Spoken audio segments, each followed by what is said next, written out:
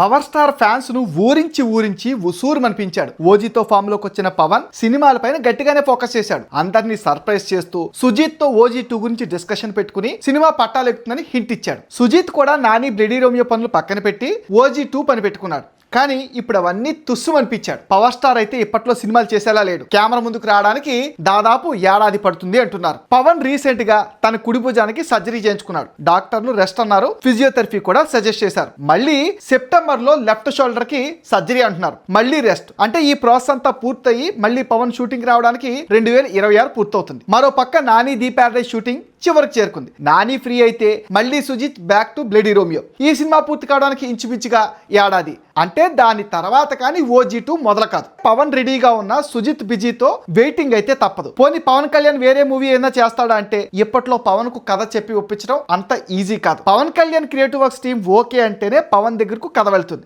ఈ మధ్య కాలంలో పవన్ కళ్యాణ్ టీం చాలా కథలు విన్నా ఓజీ 2 కు మాత్రమే గ్రీన్ సిగ్నల్ ఇచ్చింది. దాంతో సురేందర్ రెడ్డి సినిమా కూడా అటకెక్కింది. మరి ఈ లెక్కలన్నీ చూస్తూ ఉంటే పవన్ కళ్యాణ్ మళ్ళీ స్క్రీన్ మీద చూడాలంటే 1 year ఆగాల్సిందే. అంటే ఫ్యాన్స్ కు మళ్ళీ నిరాశే.